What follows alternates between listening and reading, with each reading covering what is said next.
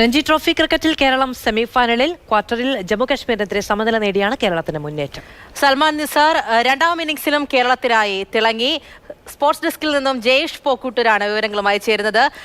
ജയേഷ്, എന്താകും കേരളത്തിന്റെ അവസ്ഥ എന്നതിനെ സംബന്ധിച്ച് ഒരു പക്ഷേ ആശങ്കയോടുകൂടിയായിരുന്നു ഓരോ ക്രിക്കറ്റ് പ്രേമികളും നോക്കിക്കൊണ്ടിരുന്നത്. ഇപ്പോൾ ആ ഒരു നില തരണം ചെയ്തിരിക്കുന്നു, സെമിഫൈനലിലേക്ക് കടന്നിരിക്കുന്നു. പറയൂ. പൊന്നും വിലയുള്ള റൺസ് എന്നൊക്കെ നമ്മൾ പറയാറുണ്ട്. അത്തരത്തിൽ പൊന്നും വിലയുള്ള ഒറ്റ റണ്ണിൻ്റെ ബലത്തിലാണ് കേരളം ഇപ്പോൾ ഇതാ സെമിയിലേക്ക്. ചരിത്രത്തിൽ ഇത് രണ്ടാം തവണ മാത്രമാണ് കേരളം രഞ്ജി ട്രോഫിയുടെ സെമിയിലേക്ക് മുന്നേറുന്നത് എന്നുള്ളൊരു വസ്തുത കൂടി നമ്മുടെ മുന്നിലുണ്ട്. അങ്ങനെ ഒറ്റ റൺ ലീഡിൽ നേടിയ ബലത്തിൽ കേരളം ഇപ്പോൾ രഞ്ജി ട്രോഫിയുടെ സെമി ഫൈനലിലേക്ക് മുന്നേറിയിരിക്കുന്നു. കരുത്തരായ ജമ്മു കാശ്മീരിനെ തോൽപ്പിച്ചുകൊണ്ടല്ല സമനില നേടിക്കൊണ്ടാണ് കേരളം ആദ്യ ഇന്നിംഗ്സിൽ നേടിയ ഒരു റൺസിൻ്റെ ബലത്തിൽ കരുത്തിൽ ഇപ്പോൾ സെമിയിലേക്ക് മുന്നേറിയിരിക്കുന്നത്. 399 റൺസായിരുന്നു ജമ്മു കാശ്മീർ കേരളത്തിന് വേണ്ടി മുന്നോട്ട് വെച്ച ലക്ഷ്യം. അത് അവസാന ദിനമായ ഇന്ന് കേരളം ബാറ്റിംഗിന് ഇറങ്ങുമ്പോൾ 2 വിക്കറ്റിന് 100 റൺസ് എന്നുള്ള നിലയിലായിരുന്നു കേരളം ബാറ്റിംഗിന് ഇറങ്ങിയത്. എന്നാൽ പിന്നീട് 80 റൺസ് കൂട്ടിച്ചേർക്കുന്നതിലൂടെ കേരളത്തിന് 4 വിക്കറ്റുകൾ നഷ്ടമായി. അങ്ങനെ ഒരു ഘട്ടത്തിൽ 186-ന് 6 വിക്കറ്റ് എന്നുള്ള ഘട്ടത്തിലായിരുന്നു കേരളം ഉണ്ടായിരുന്നത്.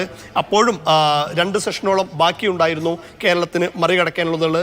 ഒരിക്കൽ കൂടി സൽമാൻ കേരളത്തിൻ്റെ സൂപ്പർമാൻ ആകുന്ന കാഴ്ച നമ്മൾ പുനെയിലും കണ്ടു. സൽമാൻ നിസാറും മുഹമ്മദ് അസ്റുദ്ദീനും ചേർന്നുള്ള 7ാം വിക്കറ്റ് കൂട്ടുകെട്ടാണ് കേരളത്തിന് വിലപ്പെട്ട സമനിലയും ഒപ്പം തന്നെ സെമി ബർത്തും നേടിക്കൊടുത്തത്. 7ാം വിക്കറ്റിൽ ഇരുവരും പിരിയാത്ത 7ാം വിക്കറ്റിൽ ഇരുവരും 115 റൺസാണ് ചേർത്തിട്ടുള്ളത്. സൽമാൻ 152 പന്തിൽ നിന്ന് 8 ബൗണ്ടറികളുടെ സഹായത്തോടെ 44 റൺസും മുഹമ്മദ് അസ്റുദ്ദീൻ 118 പന്തിൽ 67 റൺസ് 9 ബൗണ്ടറികളുടെ സഹായത്തോടെ 67 റൺസ് എടുത്തു. ആദ്യ ഇന്നിങ്സിൽ നമുക്കറിയാം വളരെ ചരിത്രത്തിലെ തന്നെ ഏറ്റവും മികച്ച ഇന്നിങ്സുകളിലൊന്ന് തന്നെയായിരുന്നു സൽമാൻ നിസാർ കേരളത്തിന് വേണ്ടി കാഴ്ചവെച്ചിട്ടുണ്ടായിരുന്നത്. കാരണം ഈ 200 റൺസിന് 9 വിക്കറ്റ് എന്നുള്ള നിലയിൽ തകർന്ന കേരളത്തിന് അവസാന വിക്കറ്റിൽ ബേസിൽ തമ്പിയെ കൂട്ടുപിടിച്ചുകൊണ്ട് 89 റൺസ് ചേർത്തുകൊണ്ട് നിർണായകമായ ഒരു റൺസ് ലീഡ് കേരളത്തിന് നേടിക്കൊടുത്തു.